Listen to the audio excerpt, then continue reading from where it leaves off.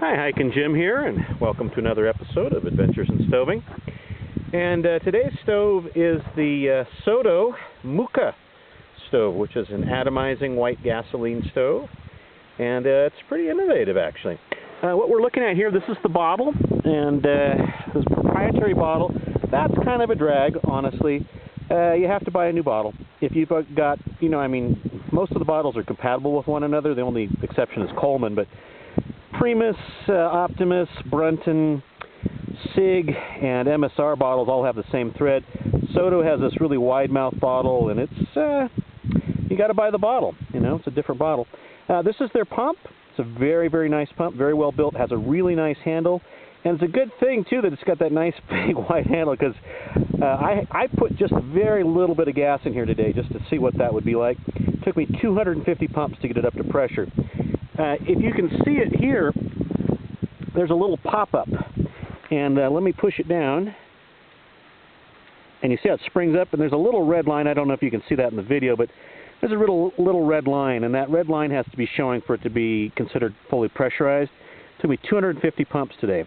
But anyway, the pump handle's very solid. It's got a nice wide grip to it. It's very comfortable. It's a pain in the butt to have to do 250. I don't like that, personally. Some people don't care, but anyway, but it's a smooth action, so it's very easy to pump. Just takes a while. Here's your connector. It's got a really nice feature to it, and that is that it's got this locking collar, and you pull up on the collar, and then the protector comes out of the connector. And that's really nice because it's got a connector protector on both ends. So let's take a look at the stove now itself. And here's the stove, and it is very compact, and it's also on its connector has a protector. The one thing I worry about with the hose being this flexible, I wonder, see how that could get crimped on the hose there?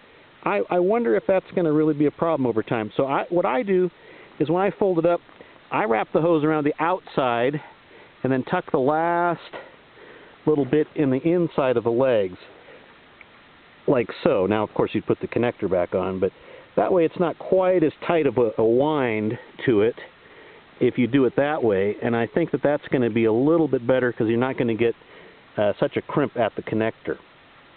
Okay, so let's go ahead and hook this guy up, and let's see how she does. Now, what you're going to do, and I find it works best if you do it one at a time, fold each pot support into place, and they rotate around the axis, and they don't exactly lock in, but they're not going to move. It's real solid. That's absolutely not a problem. And then, again, remember we've got this locking collar here. There's the collar. See the best position to get this, I guess, coming in from the right. And I'm going to pull up on that collar. I don't know if you can see that properly. And I'm going to insert the connector, and I'm going to let the collar pop back into place. And when that collar pops into place, then you're set. Now this wire bail, or whatever you want to call that, handle, that goes down. I'm going to set that down right there on the snow. And it looks pretty stable, I think. And then I've got my heat source right here. I'm going to reach around and turn that to start.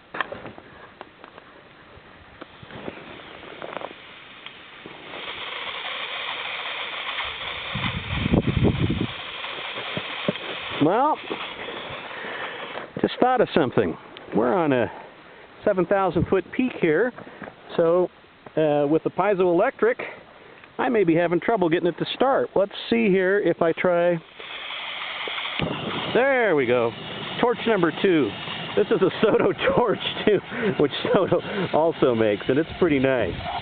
Now, I don't know if you noticed, but I didn't do any priming, and that's one of the Soto Muka Stove's claims to fame, is that there is no priming involved. And it's a pretty windy day today, so it's blowing a little bit here.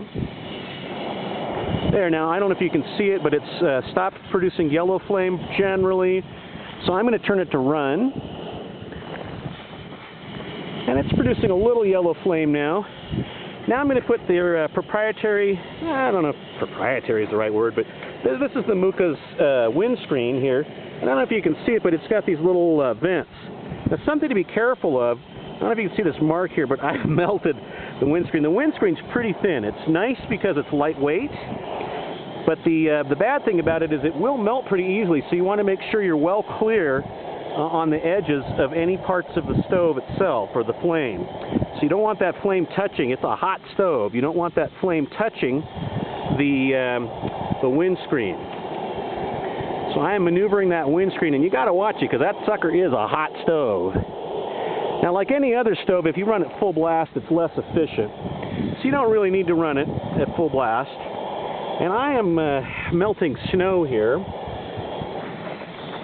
And just so the snow doesn't scorch, it is such a hot stove, I'm going to pour a little feeder water in here.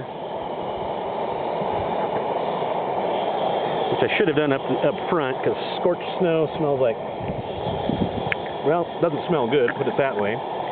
Anyway, I'm going to boil up some water for some lunch, but I'll tell you, this is a really hot stove, and I don't know if you can see it, but that snow is already melting and is now down below the lip of the pot.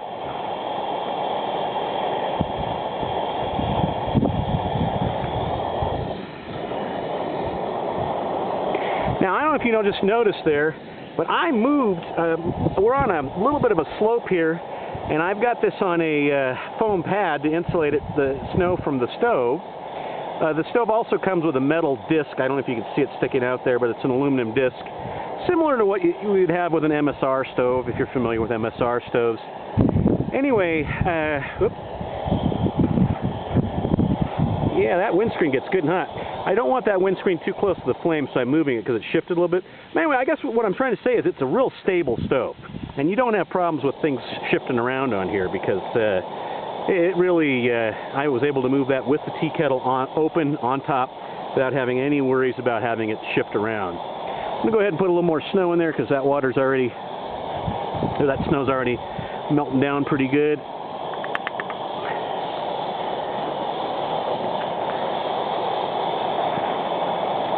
Okay, well, this probably isn't the most exciting part of the video, watching snow melt, but, you know, I just want to demonstrate that this is a warm, well, not warm, it's a really hot stove, and I've got it down to about halfway down the dial right now, and I don't know if you can see it, but the snow is just collapsing really rapidly because that stove puts out a lot of heat, particularly when you've got the windscreen in place, which you should always have the windscreen in place. Now, I don't know if you noticed that there are vents on the windscreen. The Muka specifically states that you should not block the vents on the stove. It's an atomizing stove, so it's putting a lot of air into that fuel, which is part of what's helping it burn so cleanly. The other thing that it says is it should put the vent that is actually on the stove into the wind. Well, we don't have a lot of wind right now, so determining exact wind direction is a little tough, so I kind of did it randomly, but just something to be aware of is that you should go ahead and place that into the wind when it's ready to, when you've got enough wind and you're ready to light the stove. So my snow is almost 100% melted now. I've got just a little small, maybe a couple of fingers worth of snow that hasn't melted yet. It'll take a little while for this to boil. I don't know if I'll run the video the whole way through. You probably probably go to sleep on me in the middle of the video. But anyway, it's a really nice stove. It burns very cleanly. When I've wiped my hands over the stove after it's cooled down, I haven't gotten any soot on my hands. Nothing comes off onto my hands. So it burns very cleanly. It's a little bit loud, but not bad at all. I mean, if you're used to a roarer burner, this is much quieter than a roarer burner. I think it's a little louder than a whisper light, but not bad. If this boils up in a minute, and this is only a 0.9 liter kettle, so it should boil up pretty quickly here. I've probably got, it's hard to measure with snow, but I've probably got 600 to 700 milliliters in there right now, maybe 800 at the most. So it should boil up pretty quickly, and I'm already seeing bubbles come off the bottom of the kettle.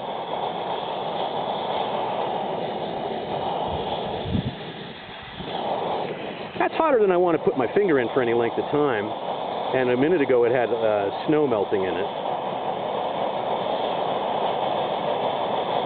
So I'm going to go ahead and put the lid on just to accelerate the process. I'm going to let that run for just a little bit longer. Part of what I'd like to show is I'd like to show the stopping procedure. Because what you need to do is on the control dial, you need to turn it to air. And the control dial, you don't have to flip the bottle the way that you do with, say, an Optimus Nova, or you could do it with an MSR Dragonfly, or the way the Primus Omnifuel is set up. You don't have to do that with this particular stove. What you can do is just turn the control dial. And when you turn the control dial to air, then the top of the two hoses inside the bottle is only open, and you are enabled to pull just air only into the fuel line, and it basically purges the fuel line. I don't know if you can see me taking a stick here and moving the windscreen a little bit. The windscreen is pretty light, and I'm moving it just because I don't want it to get too close to the flame, and the wind is now picked up, and it's kind of shifting the windscreen around, so I'm fighting a losing battle here because the second I move it, the wind just blows it back. But I am trying to be kind of careful. Okay, now I'm seeing steam, and we've got a rolling boil. Okay, so I'm going to turn it to air, and I'm going to take the kettle off because it's boiling plenty.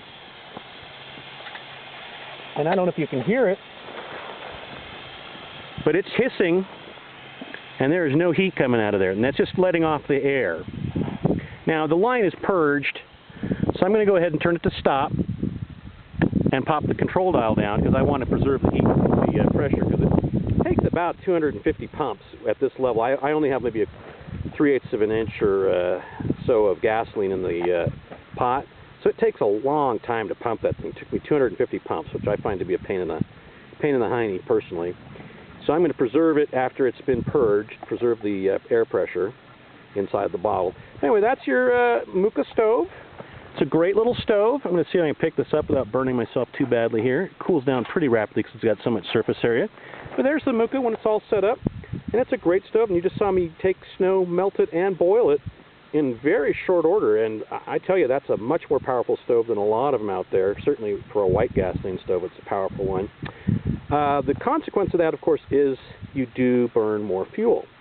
So it's not the most miserly when it comes to fuel. I'm finding I'm burning more fuel than I normally do with some of my other stoves. Something to be aware of. Okay, well anyway, there's a demonstration and a little bit of a review of the Soto Muka stove. And I'm Hiking Jim, and thanks for joining me for another adventure in stoving.